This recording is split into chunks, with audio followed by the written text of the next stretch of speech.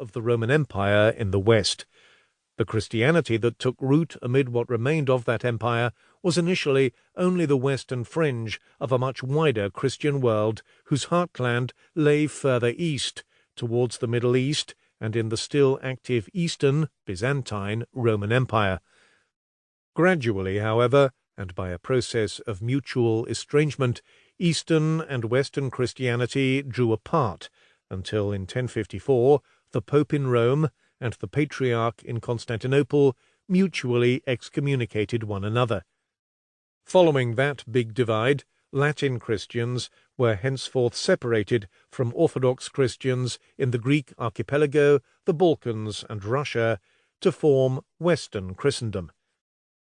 In the first millennium of Western Christianity, Christendom developed without any elaborate notion of where its centre lay, and therefore where its peripheries were to be found.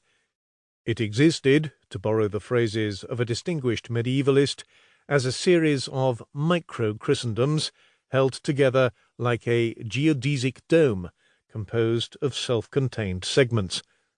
The traffic of symbolic goods, holy relics, but also holy people, such as missionaries and saints, carried the charisma of holy power from one place to another, and with it the values and aspirations of the belief community from one segment to another.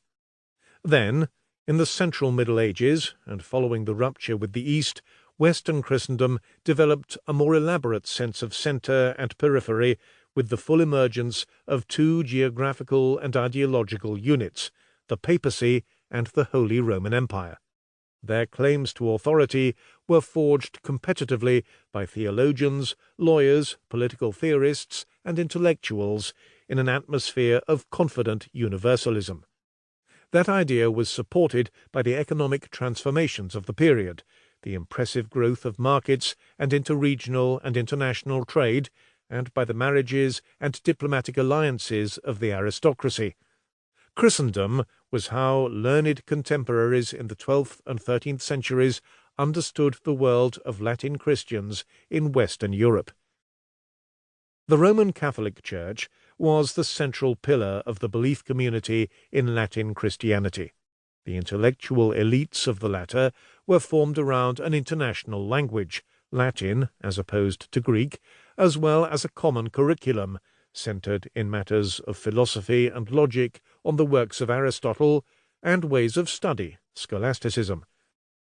Papal envoys shared with princely advisers common theocratic and bureaucratic conceptions of how power was derived, exercised, and legitimated. The Crusades became Western Christendom's most ambitious project. Above all, Latin Christianity was expressed in inherited and practiced beliefs, mapped onto that pre-existent multidimensional sacred landscape of shrines, pilgrimage sites, saint cults, and festivals. Baptism was a universal rite of initiation.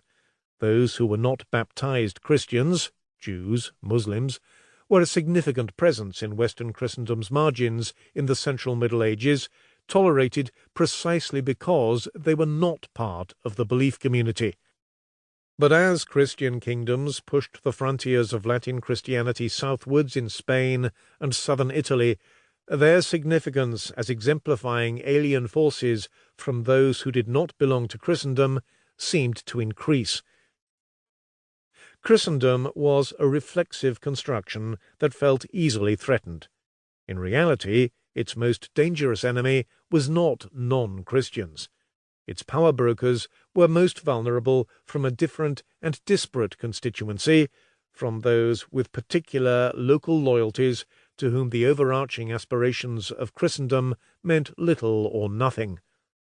Across the landmass of Western Europe, over and against the mechanisms of the universal order of the Holy Roman Empire, the dominion located in Central Europe, whose title indicated its claims to continuity with the Roman Empire and a temporal form of universal dominion, and Church, lay thousands of villages and parishes, their inhabitants often carrying burdens of obligation to their manorial lords which made them serfs. These communities were joined by towns, benefiting from the economic transformations of the Central Middle Ages.